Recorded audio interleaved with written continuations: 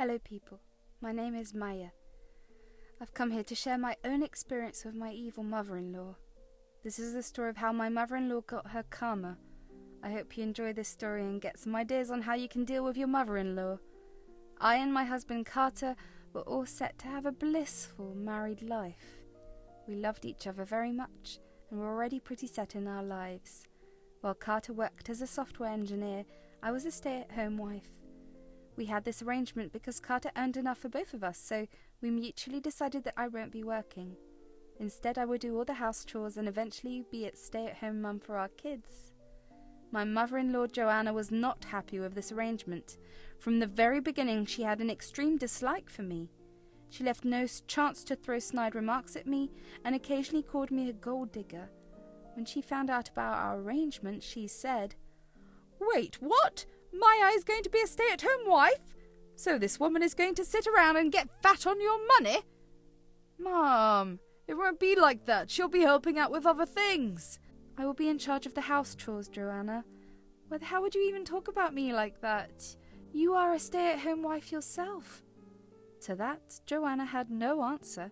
She simply kept deflecting and said that I didn't deserve to be treated like a princess. Spoiler alert, I wasn't being treated like a princess. I was actually working very hard to take care of the house and keep our family running. Joanna refused to acknowledge it. She just wouldn't stop with her nonsense. I tried to talk to Carter about her behaviour. However, he never protested much because his mother wouldn't listen. He always said, "Relax, Maya. You know Mum gets easily jealous. It's normal for her to behave this way. Don't take her words to heart." "It's easy for you to say, Carter. You're not on the receiving end of her insults. I'm getting tired of her shit. Can you promise to at least keep me away from her?"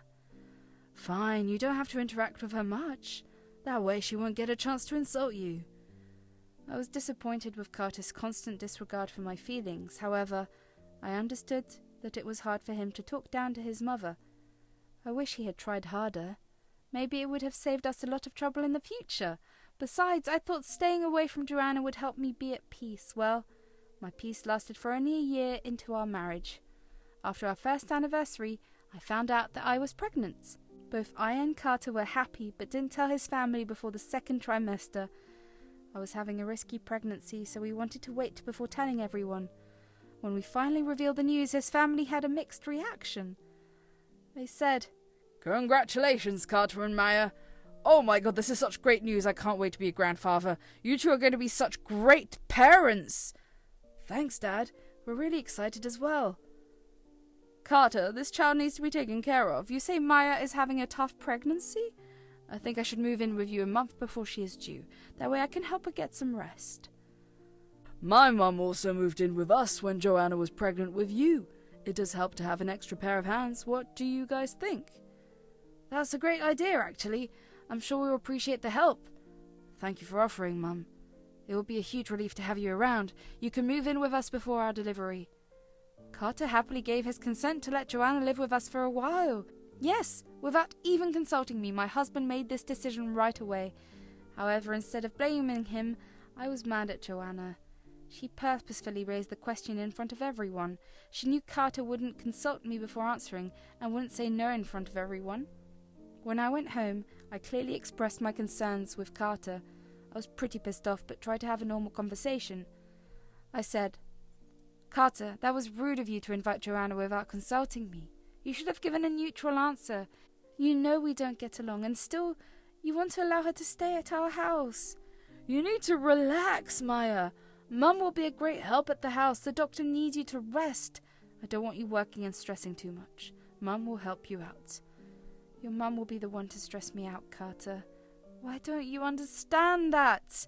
"She won't stress you out, Maya. You're pregnant, so she won't disturb you much. She's not as evil as you think. Just give her a chance." It pains me to say that we fought for months on this issue. Carter wanted his mum in the house to help me out. Meanwhile, I was sure she would cause trouble if she came. We had some pretty big fights about this. Joanna also kept pressuring and brainwashing Carter into accepting her help. In the end, I compromised and allowed her into my home. As promised, she moved in 1 month before the baby arrived.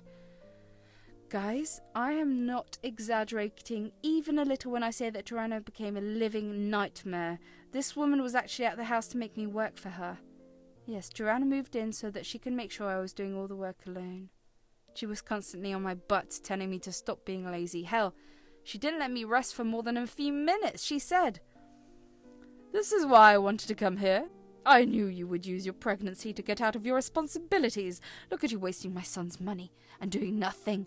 From tomorrow, I should be seeing you cleaning the house and cooking all the meals. Don't expect me to help." But you moved in here to help me. If you don't want to be of any help, then why bother staying here? To supervise you, of course. I know your tricks. You will use your pregnancy to slack off as usual. If you want to be a good mother and wife, you need to do everything on your own. You are asking way too much of me, Joanna. You are here to help and not give me more tasks. I am having a high-risk pregnancy and need to rest a lot. Not working when you are pregnant is no excuse. I can't believe you think you can get away from your responsibilities like that. That's not how it works. Do you expect me to do your job? No, Joanna, I don't expect you to do my job. I thought you would help me out a little. That's why you are here anyway. You have some nerve, Maya. I'm here for my son and my grandchild. You are not my problem. Till you've had that baby, I will do nothing around this house. This is your job. I don't have a problem with doing certain chores, Joanna, but I can't do everything, especially when you have become an added member. It's simply not possible for me. I don't care. You're not a princess. Lots of women get pregnant and take care of their family as well. I'm not doing your job, and that's final. I guess the whole thing about my risky pregnancy went over her head. She didn't want to compromise, even if I had complications. Joanna wanted to see me suffering. That's what she always wanted in her life. I knew she never liked me, but things became even worse. Joanna stopped doing anything around the house. Instead, she would bark orders at me and make me do things. From morning to night, I was stuck doing work around the house. She never lifted a finger to help. If I refused to do anything, she harassed me and forced me to do it anyway. I was mentally too weak to fight her. Plus, I knew that if I didn't do all the cooking and cleaning, these things won't be done. I would be starving in a dirty house full of garbage, so I did everything. Carter never said anything because Joanna pretended that she helped me out all the time. I reached my breaking point. One night Joanna told me and Carter that she would call her friends for a party. When Carter expressed concerns about overworking me, she told him that she would get catering and do everything herself, so he didn't say anything. However, after Carter went to work, Joanna came up to me and said, "You know that my friends will come over today. You need to cook lunch and snacks for 12 people. They will be here for my informal grandma shower." Are you insane? I cannot work so much. This is ridiculous. How many times do I have to tell you that I'm having a high-risk pregnancy? You told us you were getting the event catered. Stop whining about yourself, Maya. We have all been mothers. You don't get special treatment for that. I'm not wasting money when you are perfectly capable of doing the job. Now stop wasting time and start working. I want everything to be perfect. So I was stuck, cleaning the house and preparing the meal from the moment Carter left the house. That day, I worked straight for 12 hours because Joanna even made me clean up and wash dishes after the party. Her friends came and enjoyed the fruits of my work. Not one person helped or even congratulated me. By the end of the day, I was so tired that I felt sick. I called my nurse friend to come and check me. Sure enough, she said that I'd worked too much. That's when I knew I had to stand up for myself, so I called Carter and told him to come home early from work. I sounded exhausted and Carter was immediately alarmed. Just when Carter texted me that he was near, I decided to start confronting Joanna. I said, "Do you have any idea what time has passed? I was so tired and almost got sick. My baby could have been hurt." "Stop whining, you little witch. Don't think I will worship you because you are pregnant. You deserve to be treated like this." "What have I ever done to you? You have never been nice to me." "Don't act like you don't know anything. You plan to steal my son so you can live like a queen. Guess what? It will never happen. I'll make sure you know your place." "Seriously, Joanna? What is my place?" "Being the servant of my family, of course. You deserve to be treated like this. I purposefully didn't get catering so that I can make you work for my little party. From now on, you should watch your place and show me respect. You made me work 12 hours just for a power play. You are a sick and disgusting human being. Don't talk to me like that. I'll make you work as long as I am here. You deserve this treatment since you signed up to be my daughter-in-law. Just wait till I invite more people next week and make you work even more. Maybe then you will learn your lesson for being lazy. Joanna went on spewing venom at me. I was even shocked by the fact she considered me a servant for her. However, I also knew that my sweet revenge was coming. As I had planned, Carter had walked through the front door minutes ago and heard most of the conversation. I could see him while Joanna couldn't, so when Carter finally spoke, she was shocked. He said, "Mum, what the hell is going on here? You made Maya work like a servant for your party? Why on earth would you do that?" "Carter, son, when did you come home?" "Well, there was no party here. Maya's just making things up. She's pretty hormonal, you know. Thank God I'm here to help her." "You clearly said you made her work. My pregnant wife worked for 12 hours to serve your guest. What made you think it was okay? You said you were getting catering to cook for your party." "She didn't get any catering for her party, Carter. She made me do everything. You can call her friends and ask." "Look, Carter, it was just some small work. She shouldn't be lounging around in the house doing nothing. She's being lazy and using the pregnancy against us. You have to understand I did it for her good." "Stop it, Mum.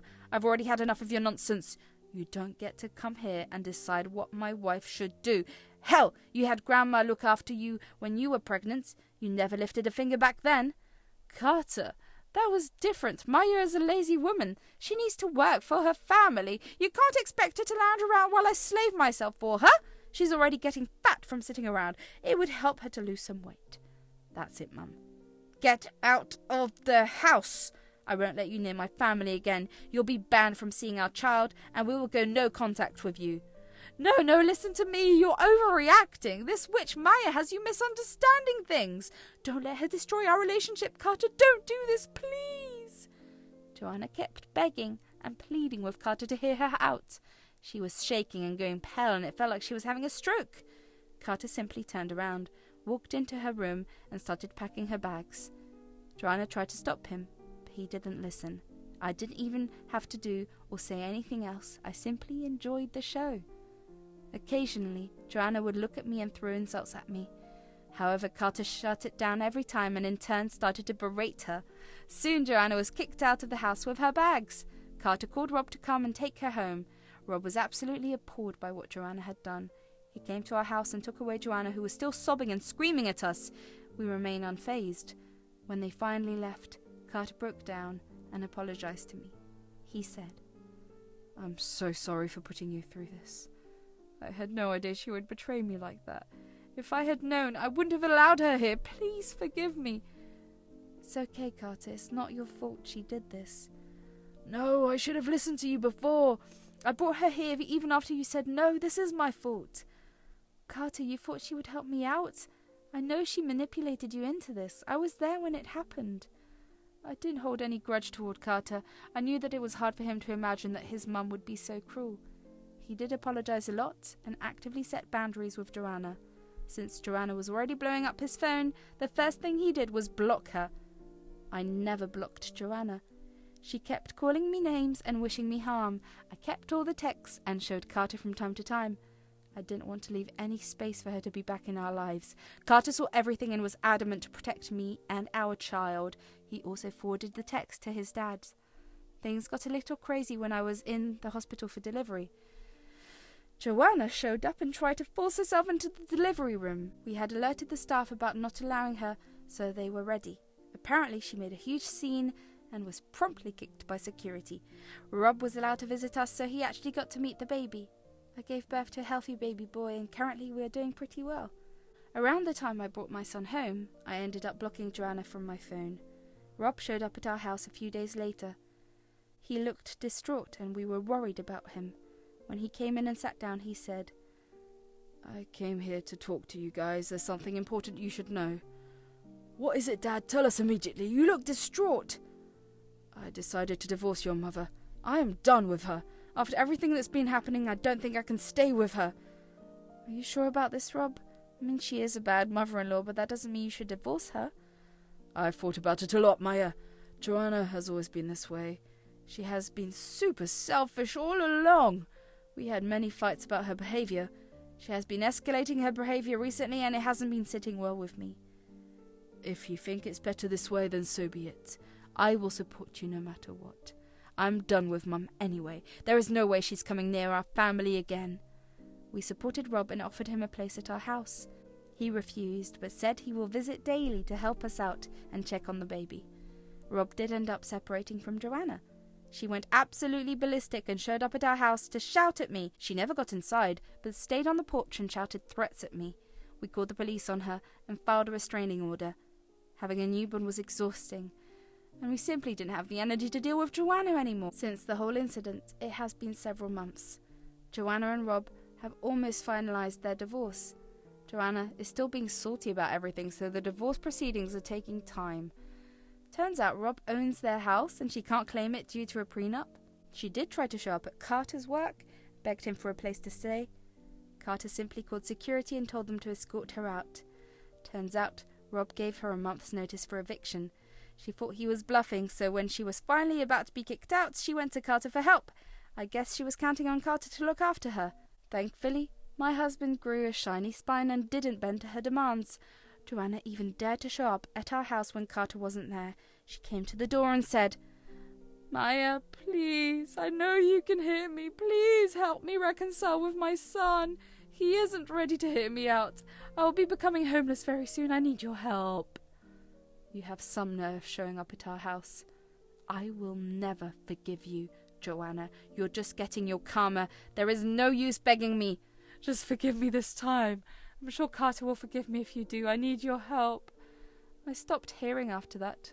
When Joanna didn't stop babbling about forgiveness, I told her to leave or I will call the police. That made her leave reluctantly. We haven't heard or even seen her after that. Carter and I are pretty happy with our new family. Kids do grow up fast and my little guy is flourishing. Carter does get sad thinking about Joanna, but he still has no intention of contacting her. Joanna is still her miserable self, with the added stress of being divorced and homeless very soon. I must say that I don't miss her at all. My little man has been keeping me busy, so I rarely have time to think about her.